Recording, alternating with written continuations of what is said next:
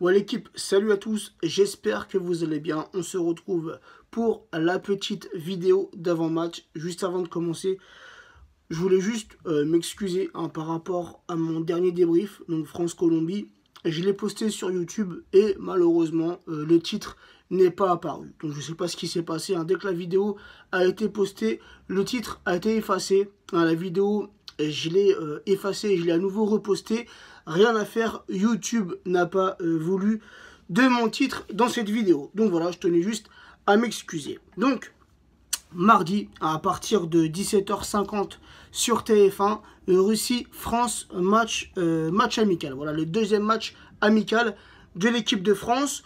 Donc, une équipe russe, la dernière rencontre entre ces deux nations, ça remonte à 2016, c'était en France, et l'équipe de France s'était imposée 4-2.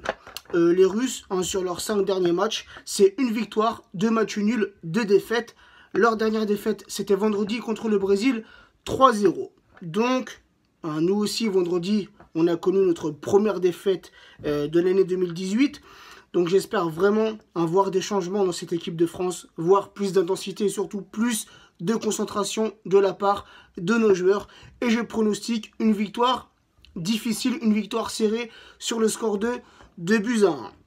Et au niveau de la compo française, je l'espère, mais ça m'étonnerait car on commence à connaître Didier Deschamps.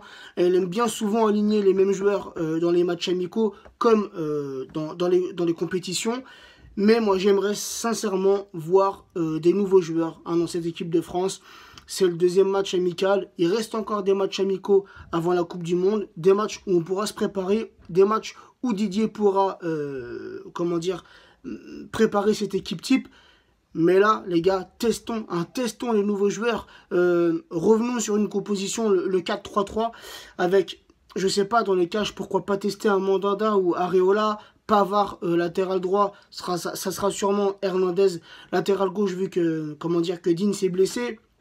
Après, la charnière centrale, les gars, pourquoi pas remettre Umtiti et pour la première fois l'attitude de Kipembe, lui qui depuis longtemps était appelé l'équipe de France, il a même pas fait une minute avec l'équipe de France, donc pourquoi ne pas lui donner sa chance sur ce genre de rencontre. Ensuite, si on part sur un 4-3-3 en sentinelle, pourquoi pas mettre Kanté, lui qui a fait un match merveilleux, époustouflant contre la Colombie.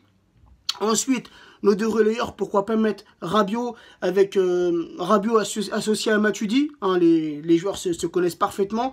Et pour l'attaque française, j'aimerais voir un Ben Yedder commencer le match en numéro 9. Et puis après, sur les ailes, pourquoi pas un Dembélé associé avec Mbappé.